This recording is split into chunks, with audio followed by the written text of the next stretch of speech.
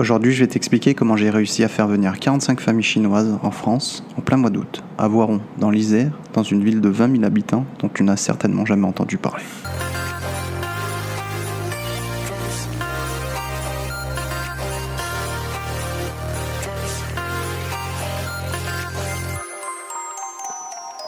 Bonjour à tous, c'est Kevin, bienvenue sur ma podcast. Pour ceux qui ne me connaissent pas, je m'appelle Kevin, ça fait 13 ans que j'habite à Hong Kong. J'ai travaillé pendant 4 ans pour une grosse société qui faisait du mobilier pour les magasins de luxe. Ensuite, j'ai créé ma propre société d'import de vin et champagne. Et dernièrement, j'ai monté mon académie de football à Kunming, en Chine.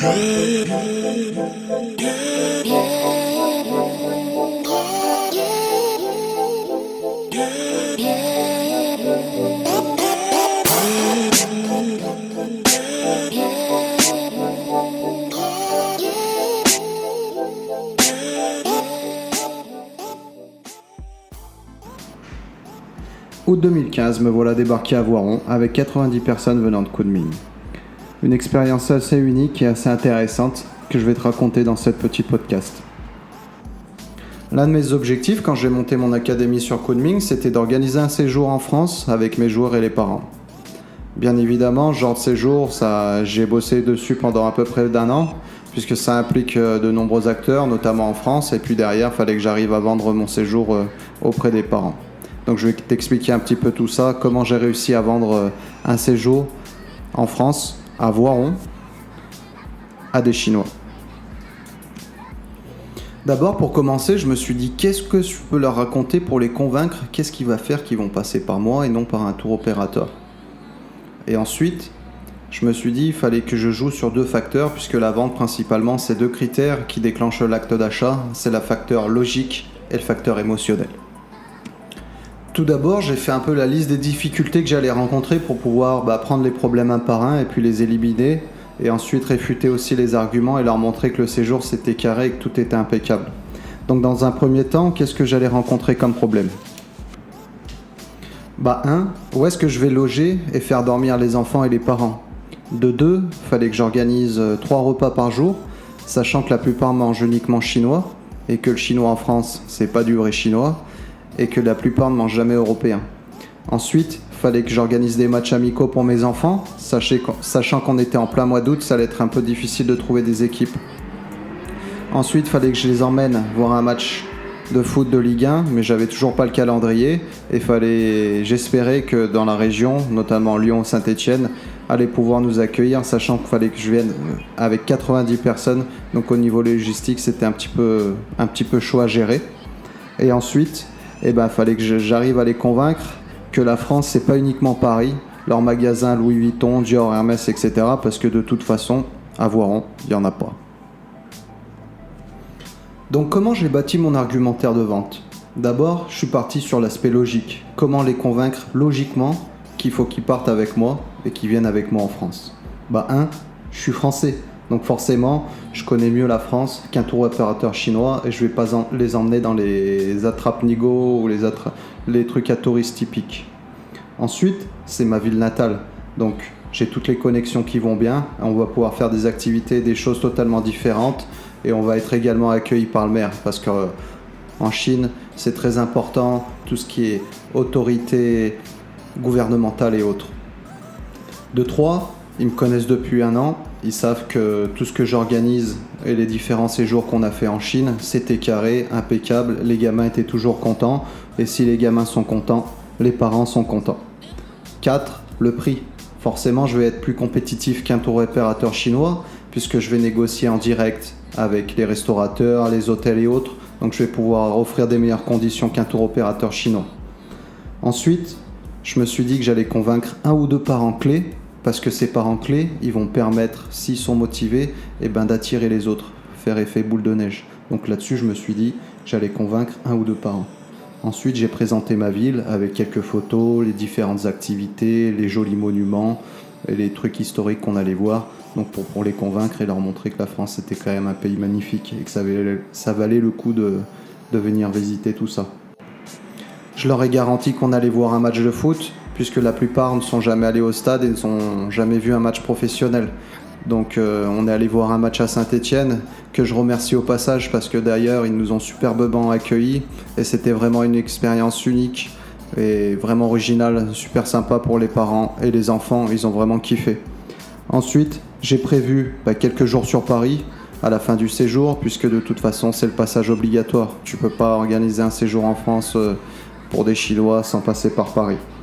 Et puis j'ai garanti qu'on faisait un service clé en main, c'est-à-dire qu'on s'occupait des visas, du transport, de l'avion, du séjour, de tout, de A à Z. Donc pour eux c'était beaucoup plus simple, ils n'avaient pas à se prendre la tête. Donc j'offrais les mêmes conditions qu'un tour opérateur. Une fois que j'ai bâti mon argumentaire sur les critères logiques, je me suis dit que j'allais passer à la deuxième étape, bâtir mon argumentaire sur le côté émotionnel du séjour. Donc je leur ai dit, pour eux, c'était une seule chance de découvrir la France sous un aspect unique et différent. Pourquoi ? Puisque je suis français et que les Français courent pas les rues à Kunming et que de toute façon, il n'y a pas beaucoup d'étrangers. Donc pour eux, ça allait être une expérience vraiment unique et totalement différente. Ensuite, je me suis dit que j'allais convaincre les enfants. Je leur ai bien monté la tête parce que forcément, les enfants, ils vont influencer les parents. Donc pour moi, c'était tout bénef.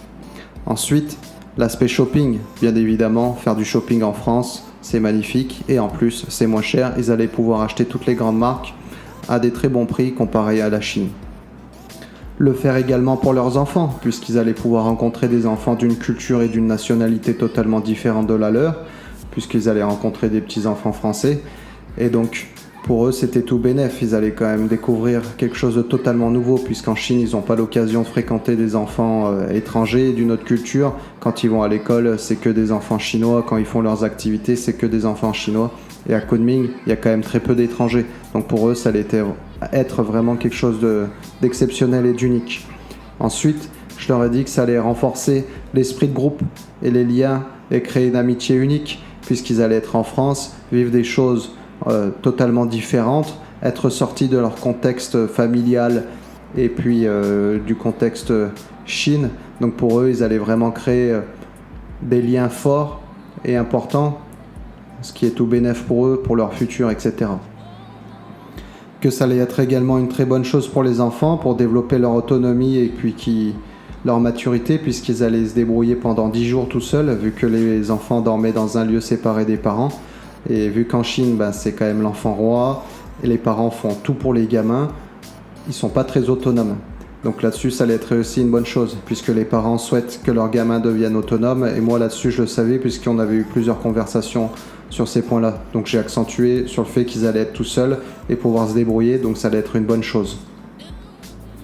Que les enfants découvrent aussi réellement le football, ce que c'est, puisque sur Kunming, on éclatait tout le monde, donc les gamins ils commençaient à prendre la grosse tête, mais je savais que le niveau était beaucoup plus faible par rapport à la France, donc je me suis dit que s'ils allaient se prendre quelques fessées, ça leur ferait pas de mal, et comme ça, au moins, ils vont réaliser qu'ils devront continuer à travailler dur aux entraînements pour s'améliorer, et ainsi avoir de meilleurs résultats s'ils veulent percer dans le football.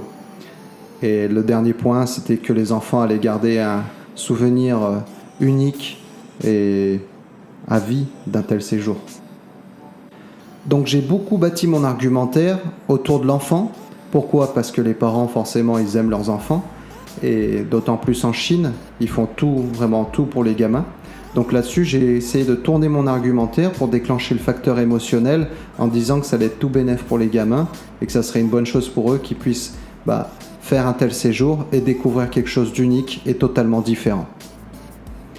Bien évidemment, les parents, ils avaient quelques appréhensions, puisque partir à 12 000 km de la Chine avec leurs enfants dans un pays dont ils ne connaissent pas du tout la culture et qu'ils nous ont jamais visité, de plus, aucun parlait anglais ni français, donc là-dessus, côté langue, c'était une forte appréhension pour eux. Le deuxième point, c'était que le fait que les enfants n'allaient pas dormir avec les parents, puisqu'il faut savoir qu'en Chine, beaucoup de gamins dorment encore avec leur maman, notamment s'ils ont 10-12 ans. C'est un truc un peu spécial, mais c'est comme ça, c'est la culture, voilà. Et le dernier point qu'ils m'ont dit, qui leur faisait peur, c'était savoir s'il y avait de l'eau chaude en France. Pour moi, c'était assez simple de réfuter ces arguments, puisque au niveau de la langue, je leur ai dit pas de souci, ne vous inquiétez pas, je serai avec vous, donc là-dessus il n'y aura pas de problème, et puis je vais pas vous emmener dans les trucs à touristes où vous allez vous faire arnaquer et autres, Donc là-dessus, faites-moi confiance, il n'y aura pas de problème. Ensuite, pour les enfants, je leur ai dit que c'était simplement que les gamins étaient à 10 minutes de l'hôtel où ils résidaient et que s'il y avait un problème, c'était vraiment simple d'y aller. De plus, c'était un CREPS, donc je ne sais pas si vous connaissez, mais c'est un centre sportif qui est réservé pour les sportifs et pour les enfants, etc. Donc là-dessus, il n'y avait aucun souci. Et puis concernant l'eau chaude, je leur ai dit que vu qu'on était au mois d'août, il faisait chaud, c'était pas un problème. Nous, en général, en France, on attendait qu'il pleuve et puis on se mettait dehors pour prendre la douche et que tout était ok. Donc là-dessus, il n'y aurait pas de souci à ce niveau-là. Donc bien bâtir ton argumentaire de vente sur l'aspect logique et l'aspect émotionnel, c'est super important dans tout business que tu fais. Notamment dans le e-commerce. Je trouve que c'est une super chose que le e-commerce soit autant développé, puisque ça développe l'entrepreneuriat et ça le démocratise, donc ça je trouve que c'est une bonne chose. Par contre, bien souvent, on oublie ce côté humain et ces facteurs logiques et émotionnels qui vont déclencher l'acte d'achat. Puisque dans le e-commerce, tu n'as bien souvent pas de rapport avec ton client en face à face ou au téléphone. Donc on se dit simplement, tiens, je vais faire une pub Facebook, je vais mettre 100 €, je vais suivre cette stratégie, et puis derrière, ça va me rapporter 200 €. Mais c'est faux, puisque si ta pub ou ton argumentaire de vente, il n'est pas bien bâti, et que dedans, tu ne retransmets pas un critère de logique, pourquoi acheter mon produit, et un côté émotionnel, ton client, forcément, il ne va pas acheter. Pour conclure, rappelle-toi, quand tu réalises ta pub, bâtis ton argumentaire de vente 1 sur l'aspect logique, pourquoi mon client va acheter mon produit. Ok, donc c'est tous les atouts techniques, design et autres que tu dois mettre en avant. Et ensuite, l'aspect émotionnel, donc faire une jolie pub avec soit des belles images, soit une belle vidéo.